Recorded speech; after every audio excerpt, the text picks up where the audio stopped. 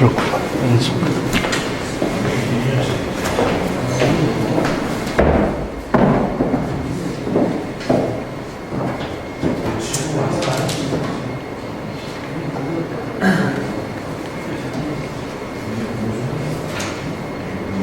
So my purpose in this kind of class will lead you to some process of legal research.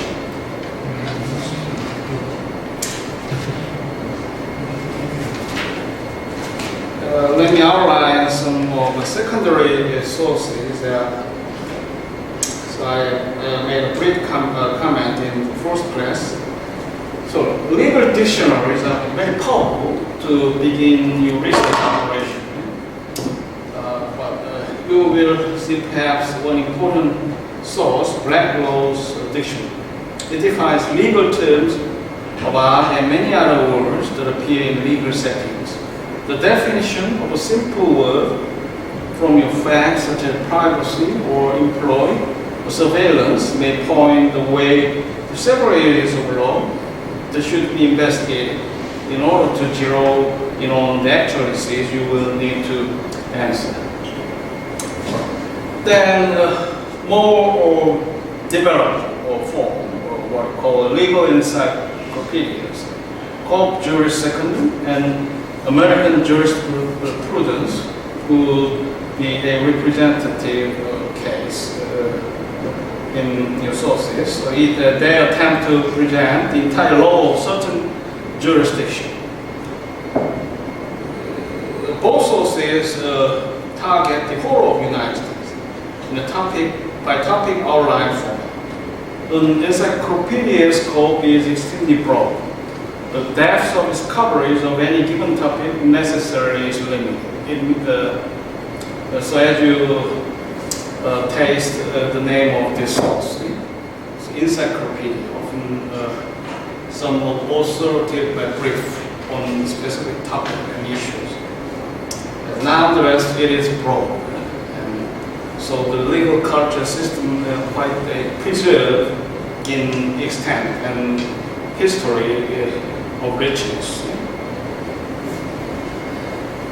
And most you will learn the black letter law concerning the various claims, defenses, issues, and policies that are at work in the area. For example, you will see the varied form of a criminal point, tips on criminal points. A practical guide might become through search of your website, public website. That will largely arise depends on this source basically, and they as a summary of content in the encyclopedia. The indices to the encyclopedia will point you to various legal areas for background investigation. And so you can start in the index with a few keywords like those about privacy, employee, surveillance, and the index will tell you what areas of law might be implicated by these facts. When your background resource, you will read it to answer the following questions. What are major issues in this area of law, both old and new? What kinds of claims, injuries, damages, causes of action, and defenses that are brought or claimed or asserted in this area? What constitutional issues are implicated, if any? This question would largely universal around the legal question in the United States, since it, as I've said, maintains the federal system and the constitutional law will fail in coverage to be often to be entangled with the legal question. Are there statute, rules, or administrative regulations that typically are found in this area? So the last question will deal with the statute. And the order in group of questions would come inverted in civil law traditions. The first priority will see the Constitution, a statute, or administrative regulations. They will rather recognize the case law as well in most perception and their legal comprehension. The information you find in a dictionary or encyclopedia may help you get a feet wet, but you may exhaust what they have to say on your matter without determining the actual issues that are implicated by your facts. You will have to go deeper to whole books, treatises, and practice guides. The Mara treatise, you have some points of distinction among this group of second sources.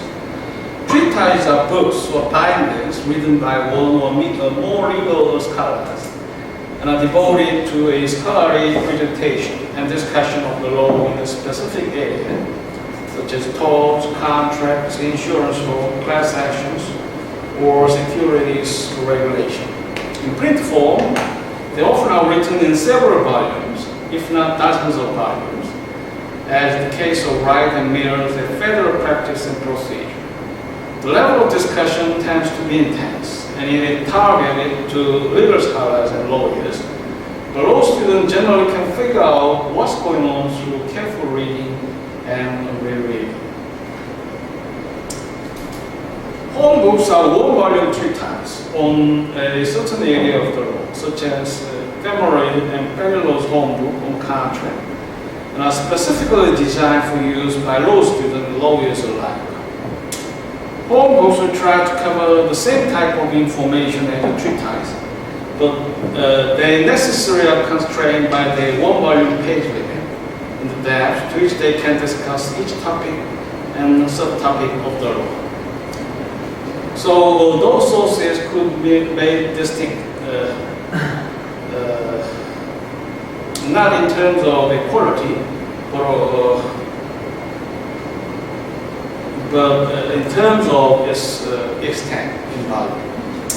Practice guides, which titles such as New York Products Liability Second or California Practice Guide, Family Law, are specifically written for practicing attorneys and out of respect for the time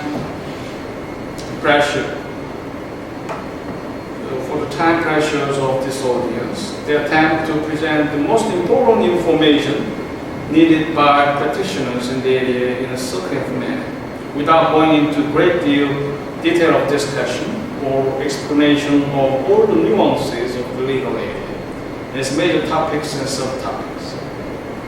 So, this is quite useful to make you handy on the summary of rulings, or the kind of key information about the legal question. So it keeps me interrelated as readily identifiable about to serve your practice more convenient. Because they take such a direct approach, practice guides can be perfectly adequate to supply your need for general background information on the issues, causes of action, defenses, constitutional and statutory treatment, and policies of the area of the law. But in other instances, you will need a more thorough source, and you will look for a treatise.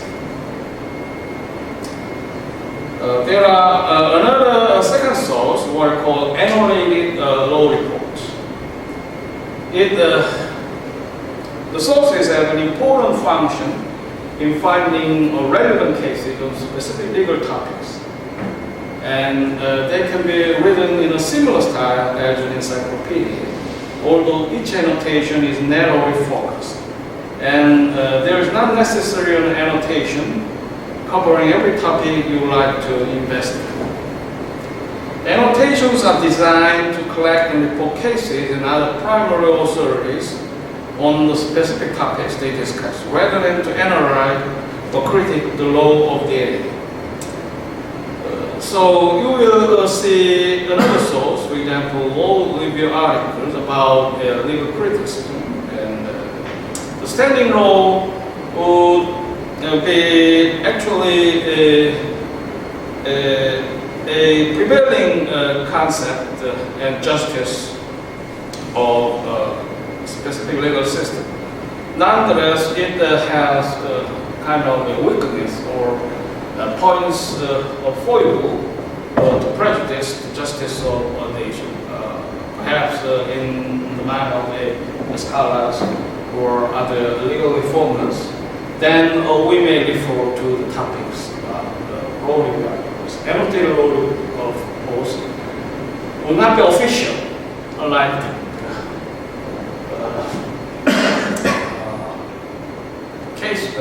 report of case rules. Nonetheless, it's quite semi-official to articulate the case report as are. So they do not put their hand to change the rules or any, do not attach any list of suggestions, for example. Their principal responsibility also this source would be a production of fine articulation of case rules. So quite useful, and might work not to prejudice, mislead the audience who should not be confused between standing rules and some scholarly suggestion. In the annotations, particularly are designed to use the case finder. They are less useful than a two-type of practice guide in teaching you a broad foundation of legal principles and black letter law in a given legal area, although they can be very useful if you're looking for citations to relevant cases from multiple jurisdictions. Law review articles, they probably are not a good place to get grounded in an area of law. A typical well-written article is narrowly focused with incredibly detailed analysis. Compared to an encyclopedia, a typical law review article is an inch wide and mile thick. Instead of developing into such deep waters at the start of the analysis of problem, you should start out with more regional sources, such as encyclopedias or practice guides, and move on to a treatise. So we may refer to our site about reform of immunities and privileges of National Assemblymen. Then it would be wise, in the first place, to search for other secondary sources. For example, public websites, newspaper articles may orient you to the public response about the recent controversy, and also legal dictionaries who inculcate kind of differences around similar concepts. They provide definitions, legal definitions, about immunities and privileges of the National Assembly. The Wikipedia might provide a comparative lens, understanding of that privilege of a congressman across the global jurisdiction. So you also make yourself straightforward when you refer to practice guides. What are the legal issues involved in this case? So we have several statutes and constitution come into our ambit of the question. Criminal Procedure Act of Republic of Korea. Law school case books are not particularly useful for gaining a foundation in a specific area of law in a regional period of time. There is nothing wrong with consulting a case book on topic, But these texts primarily are designed to teach law in a certain methodical way, case by case, showing examples of development of the law and highlights of big issues.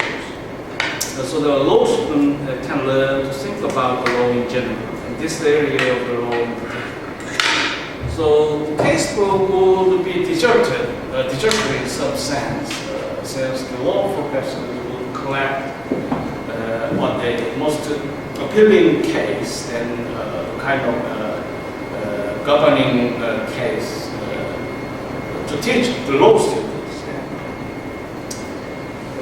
And they will differ in extent about comments or questions. In some cases, we find lengthier notes about case analysis, which would be compared with homeworks, for example. So it is a matter of a quality about the respective author's way of dealing. So it might disorganize your thought to pursue the central theme of a research topic, but might also work to get you the major cases debated in the current jurisprudence of the United States. Actually, you will know the method of law teaching, for example, what Socratic method. Have you heard of that word? So they interact with a class students. The professor might ask you to summarize the facts of the specific cases. What do you see legally significant? So actually, the lawyer's first quality would be found in kind of a critical eyes between the relevant facts and other facts that need to be filtered. So often common law lawyers would favor to collect as much scope of facts as possible. They prefer a lengthy version of story, since it could enrich the position of a final conclusion, how to respond with the fact pattern presented in a specific case by providing some legal rules. Most